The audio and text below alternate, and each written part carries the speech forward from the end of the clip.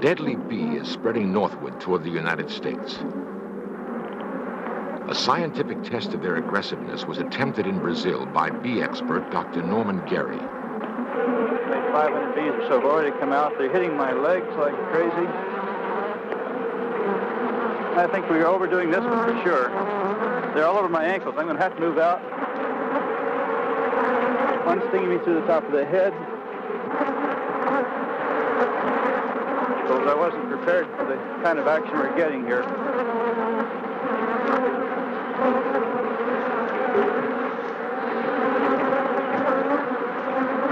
One just got inside my veil.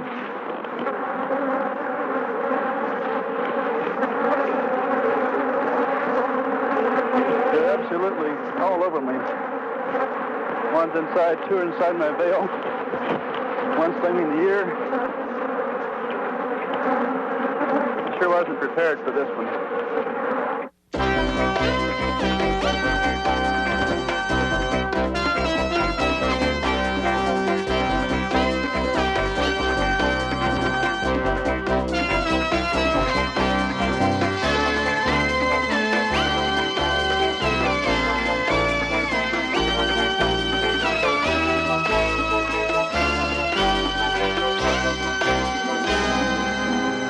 For 9,000 years, honeybees like these have served man willingly. Now that peaceful relationship is threatened by intruders.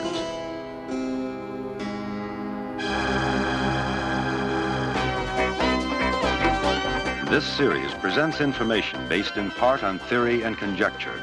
The producer's purpose is to suggest some possible explanations, but not necessarily the only ones, to the mysteries we will examine.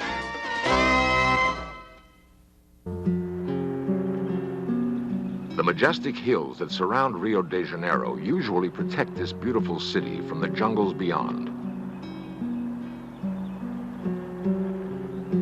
On September 16th, 1965, however, a swarm of killer bees attacked in downtown Rio. In their frenzy, they bombarded anything that moved.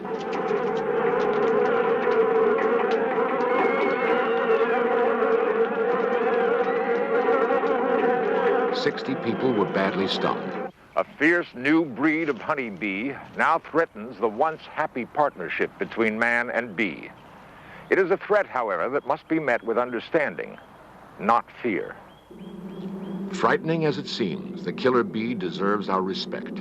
It works harder, lives longer, breeds faster, and produces up to twice as much honey as other bees. To comprehend the behavior of killer bees, we must look first at the European honeybee, common in the United States. Dr. Norman Gary is an expert in bee behavior.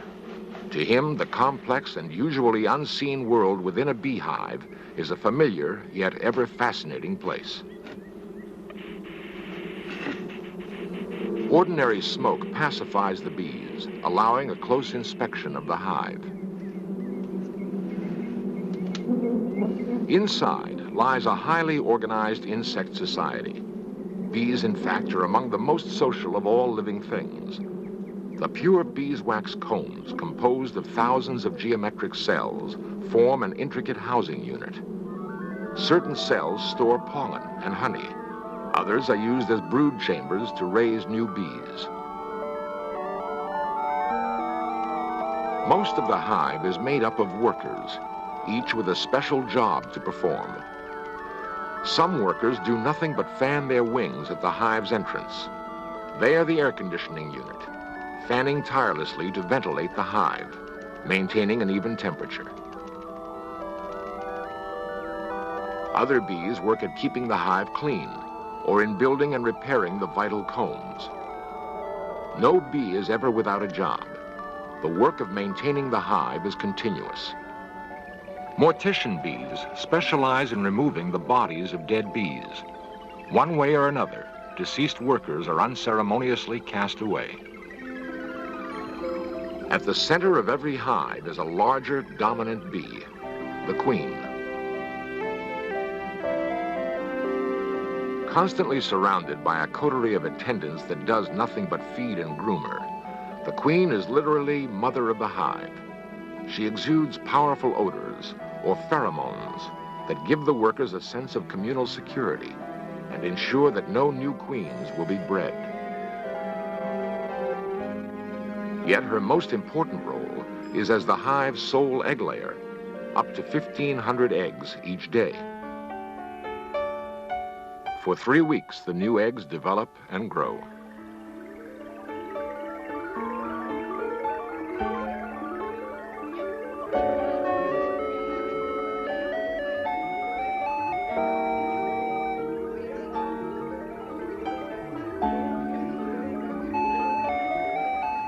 The bees emerge as fully formed adults.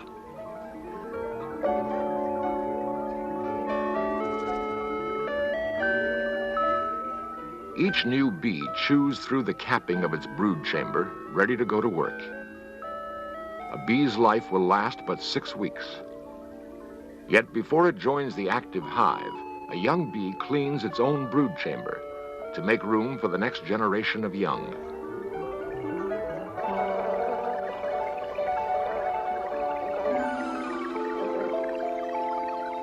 Soon, the new worker bees begin the task of finding sweet nectar and pollen, on which the entire hive depends for survival. On returning to the hive, workers perform an intricate dance, which communicates to other bees the exact location of a newfound food source. It is not long before a group of workers has found the spot and begun the delicate work of collecting food. In a way not yet fully understood, bees can actually remember the exact location and time of day at which a certain flower produces nectar.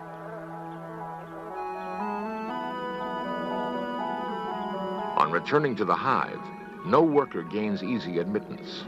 It must first pass the scrutiny of a guard bee, a specialized worker who is constantly on the alert for unwanted visitors. Once inside, nectar is given to another worker. Later, it will be transformed to honey and stored. About once a year, the population of a hive begins to exceed its limits. The workers make preparations to produce a new queen. Meanwhile, at least half the colony gathers around the reigning queen. It is a phenomenon known as swarming. Suddenly, the swarm leaves the hive. They fly away and find a new place to live.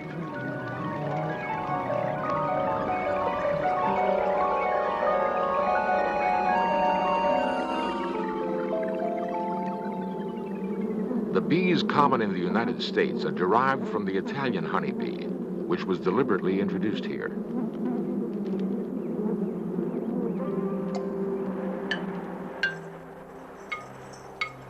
In Africa, there are also honeybees. In most ways, they are like the bees in North America. Yet in some respects, they are very different. Thousands of years of evolution in a harsh environment has made them a nervous, nomadic race. They breed much faster and swarm more often than other bees. They also work longer, carry more nectar, and produce more honey.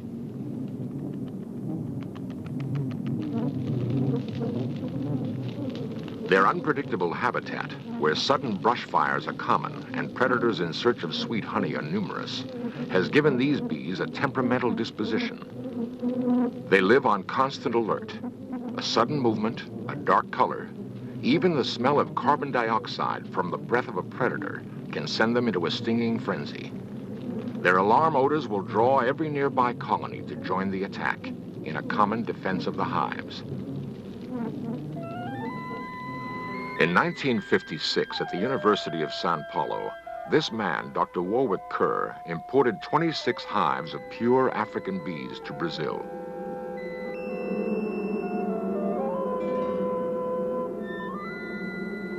His purpose was to try to breed the perfect honeybee, a kind of super bee which combined the hard-working, high honey-producing aspects of the African bee with the docile characteristics of the European bee. The African bees were prevented from escaping by queen excluders, metal grills that allow workers to pass through, but keep the larger queen inside the hive. Bee experts from around the world frequently come to the University of Sao Paulo.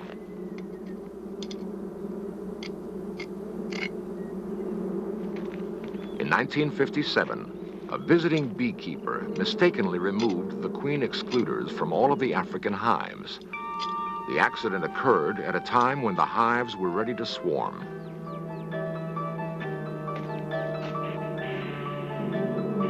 With nothing to stop them, the African queens and their colonies easily escaped into the wild. Hundreds of thousands of pure, aggressive African bees swarmed into the countryside. They quickly established wild colonies and continued to breed. Though no one suspected it at the time, the accidental escape of the African bees was the prelude to disaster.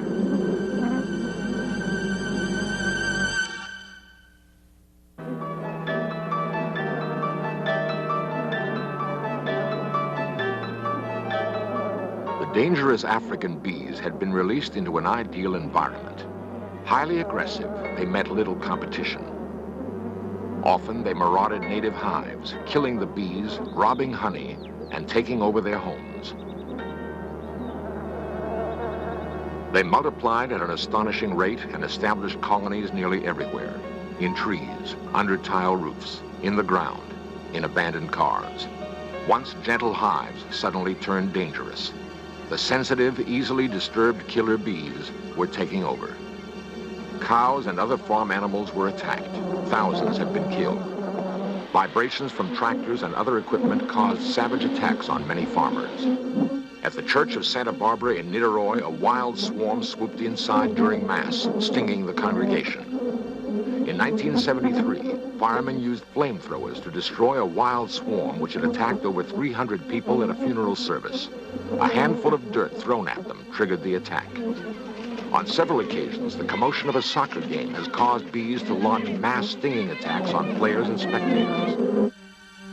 In 1974, in Recife, Brazil, Jose Ferreiro was hospitalized after being horribly stung by a swarm of killer bees. Several days later, he died. In Rio, a wild swarm entered a movie theater, badly stinging the audience. In Curitiba, an autopsy found 80 bees in this farmer's stomach. 3 fishermen barely survived another attack. Since 1957, thousands of people have been attacked and badly stung by killer bees. At least 300 people have died. Today, at the University of Sao Paulo, where the bees were set free, scientists are using genetics to try to solve the problem that genetics created. Using various types of bees, bold and intriguing experiments are being attempted. All are focused on taking the killer instinct out of the killer bee. One technique is artificial insemination.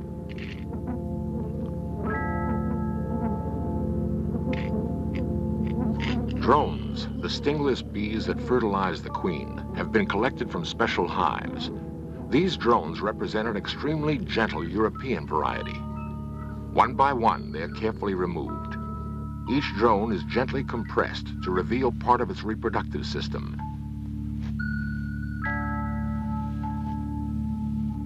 With a special micro syringe, drone semen is delicately drawn away.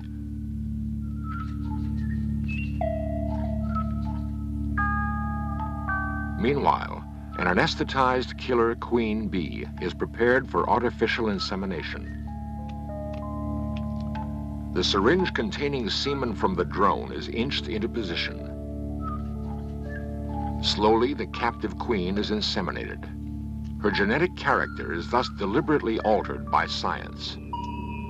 The queen is then introduced into a hive. If the experiment is successful, the queen's eggs will bear a gentler bee. The hive will become less aggressive. Yet such experiments have had little impact. 90% of all killer bees live and breed in the wild, completely uncontrolled. Another attempt to solve the killer bee problem has been to produce mutant bees by exposure to high radiation. A mutant bee, which is physically unable to sting, has been produced recently. It may offer some hope for the future.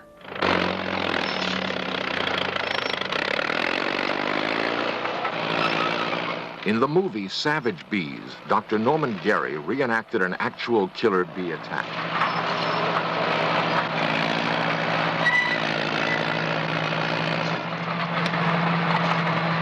The death of a single bee releases a chemical odor that drives a nearby swarm into a killing frenzy.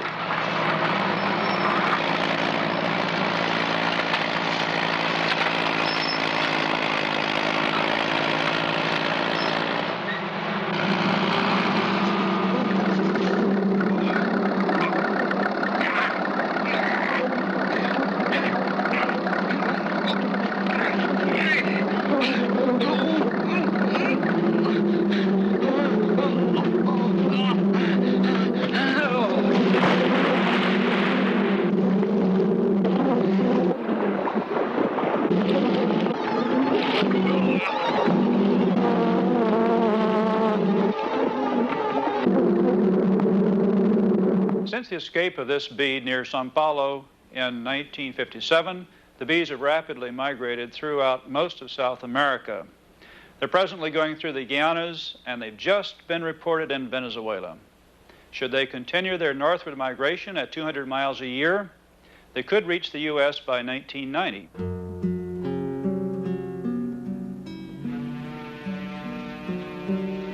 Killer bees could reach the United States much sooner, simply by stowing away on a ship bound for our shores. In 1972, at Richmond Harbor near San Francisco, a swarm of bees was found aboard a freighter. Before they spread, they were destroyed. The world's top experts identified them as killer bees. It turned out later they were mistaken. The problem is that killer bees and the honey bees common in the United States are nearly identical. As a result of the Richmond Harbor incident, a sophisticated technique to identify killer bees was invented. Wings and other body parts of suspect bees are carefully dissected.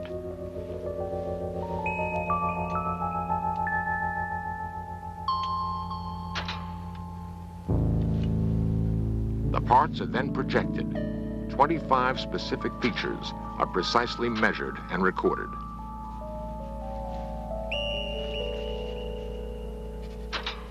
The information is fed into a computer for analysis and an answer. It is the only way known to distinguish a normal bee from a killer.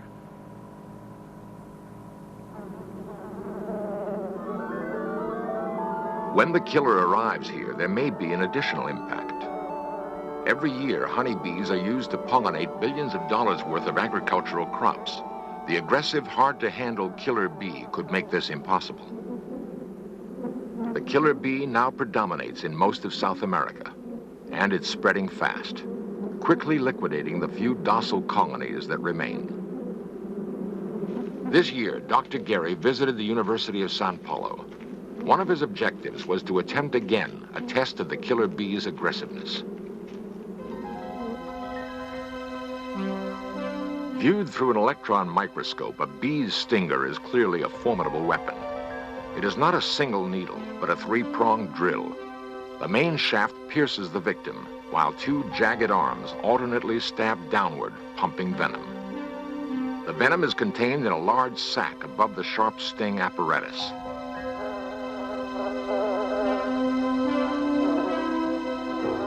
Once inserted, the stinger will keep working until all the venom is pumped in.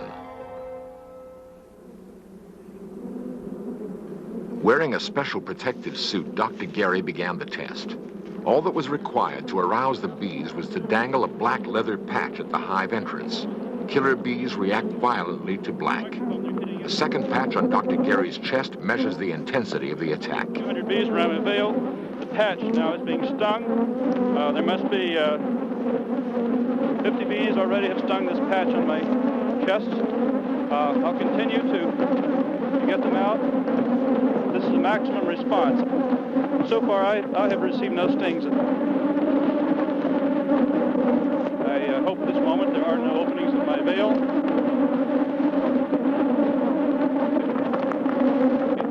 Now there must be 300 or 400 stings in my leather patch. I can actually feel them pelting my leather gloves. They're coming out with such activity. It's amazing. I actually feel the bees hitting me. I made it about the same number of bees around the big camera. There's only one sting at this point that concerns me, and that's the one in my arm. I would estimate that the cameras themselves have at least 100, maybe 200 bees on there. Of course, they can't sting the camera. Even as Dr. Gary left the hive area, the bees persisted in their attack. Killer bees will pursue a victim great distances, stinging all the way. Killer bees don't calm down easily. They remember their anger for as long as 24 hours.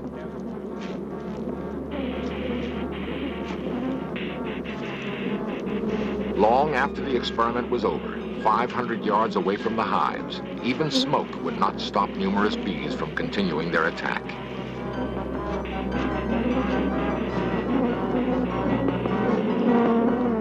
Killer bees are unlike any honeybee that we have known. Unless stopped, they will live up to their name. Steadily, millions of killer bees are swarming northward toward the United States. Scientists have suggested various ways to stem the bees' advance. Everything from introducing armies of docile drones that might dilute their aggressiveness to building a giant bee net at the Panama Canal. So far, nothing has been done.